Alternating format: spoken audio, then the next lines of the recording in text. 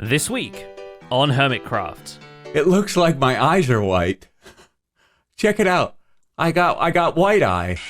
Welcome to the Hermitcraft recap. My name is PixelRift. Our writer is ZloyXP. Captions on this video were provided by Liara. Minecraft just turned 15, which is cause for celebration and is only concerning because it'll be able to drive a car soon. Bizarre to think that the Hermitcraft server has been around for most of that, and here at the Recap HQ, we're wondering whether the Hermits have something planned, because this week has been quiet. Almost too quiet. It feels like somebody wants to sell me something!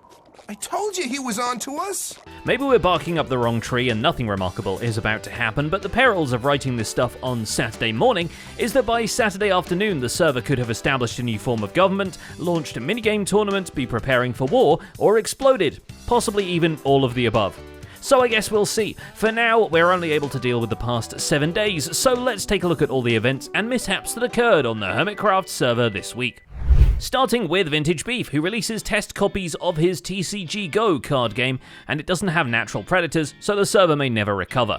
The way you track HP, keep track of it, is a pen and paper in real life, because it would be way too cumbersome, time-consuming to carry around all the health cards. So, having entrusted Joe Hills, Cubfan, and Zombie Cleo with a trial set each, Beef also demonstrates the deskless variant of the game to the viewer, where the shulker box serves as a kind of dual disc of its own. Also, Good Times with Scar should have gotten the prize deck then and there when he managed to land the mineshaft drop into a tiny water puddle first try at Beef's Basalt store. Here we go!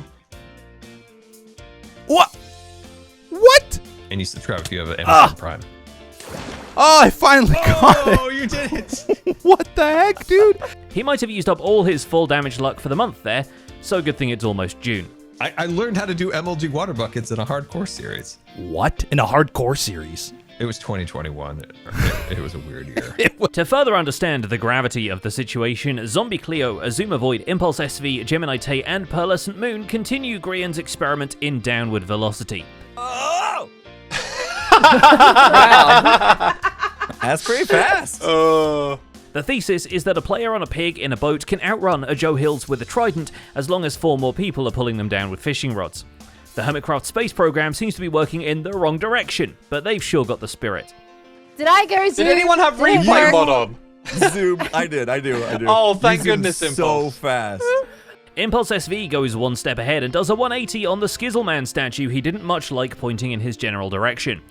Of course he flips it, not exactly how you'd expect it, but at least it's now properly aligned for Pearlescent Moon.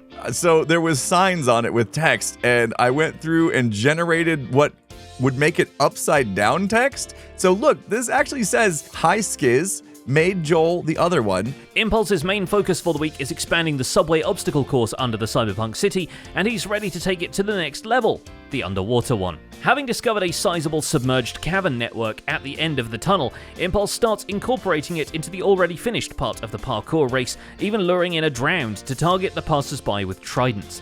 The comments section is quick to provide a name for the attraction, and so Impulse christens the racetrack Metro Mayhem, which I'll tell you what is a way better name than Subway Surfers. Not that that's hard parkour or anything, but if they want to jump over, they can.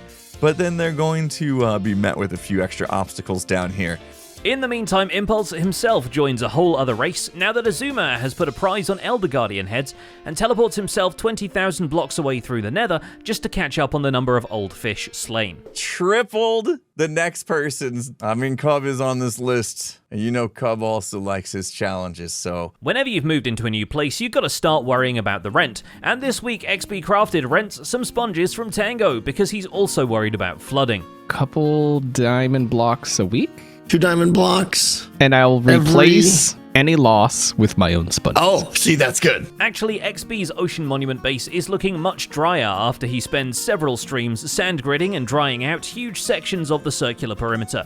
The goal isn't a Guardian farm, it's a base, although the Guardian farm is a perk, so the inside of the monument gets dried out too, and while it looked like a fish tank inside a hula hoop for a minute there, we're looking forward to how he turns it into a home.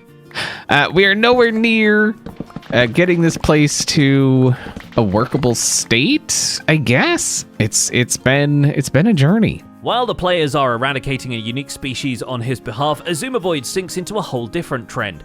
Turns out Pearlescent Moon's trick with putting sea pickles on trees caught on, and Azuma develops a farm to help him stay cool as a cucumber. For now, I've put them on top of these clusters of like dead bushes, but with everything that I've done here, I've tried to put rhyme and reason behind all of this. So, the small rectangle pieces go well with the alien terrain spreading into his base from the neighboring Rendog territory. But unfortunately, Azuma takes down his own giant tree pillar instead of grafting it to bear vegetables, robbing us of the opportunity to call it the Azazazazazalea tree. I guess it couldn't stay there forever, but literally it lasted about a day and a half, and someone came along and took the shulker box. Rendog's own experiments with foliage lead to a varied and well-documented biodiversity within the exoplanet base he is developing. The areas of packed mud wastes. This is the poison glade, the sulfur marsh biomes. We're slowly losing our mind down here, I'm telling you. Having labelled the many subspecies of ground, Ren even assigned a scientific name to the spore trees dotting the area. He dubs them Mytrelium, and the name checks out, seeing as how it is a tree and it is his. We're not sure who Liam is, though. In the meantime, the Gigacorp deploys a tank tread truck to the settlement, but stops at the tank treads until next week. Fair enough, it's not like the massive vehicle has anywhere to go, what with the area being all walled out. I think this feels really good for vehicles. If we do any other vehicles in the biome, I think they should follow this sort of block palette. Deep slate and copper work really, really nicely here. Smallish Beans too molds the large-scale natural landscape, though in his case, he makes a natural cliff face look like a different natural cliff face. There we go. Look at that transformation. I like that boulder. That is a nice boulder. Joel peppers it with smaller residential houses, each getting a facade wall and the rest sinking into the rock, before running away to have that netherite duel with Pearlescent Moon in a desperate bid to divert Iskal's attention. Oh, I need a template now. Go, go, go, go, go. Where is it? Where is it? Where is it? Get out of there. I'm so scared. I'm scared. BOO has been working hard to get the organic terracotta business off the ground, and the latest quality of life addition to his clay drying silos is a furnace array housed in an adjoining building, with premium hoppers purchased from Tango's Redstone shop right before he realized Mumbo was selling iron blocks at rock bottom prices. I'm very impressed. Mumbo is the best.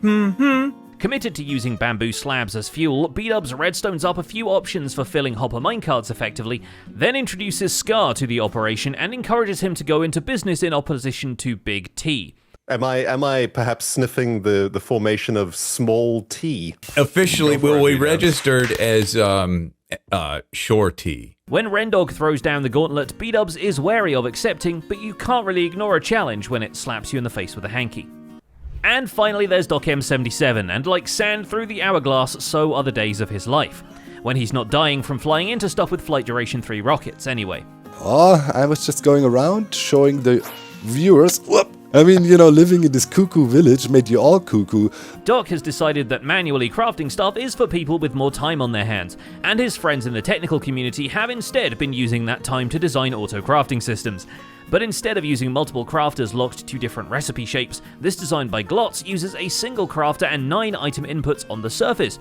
Any slots which don't receive an item from the 3x3 grid have iron nuggets pumped in to fill the space, then properly removed by a hopper minecart so the crafter can do its crafter thing. The crafter has a detection line that shows... Yeah, see, that's how I'm dying, man. Naturally, one of the first bulk orders Doc puts in is for redstone repeaters, and yes, the shulker boxes it outputs into are also auto-crafted. Run free, beat-ups. Yeah, it probably feels like me. It's a death trap in there if you're flying, I'm telling you. It's compact redstone. And that's about it for this week's recap. Our writer is LoyXP, and my name is PixelRiffs. Captions on this video were provided by Liara. Don't forget to leave a like while you're still here, and subscribe so you won't miss future recaps. Thanks for watching, and we'll see you next week.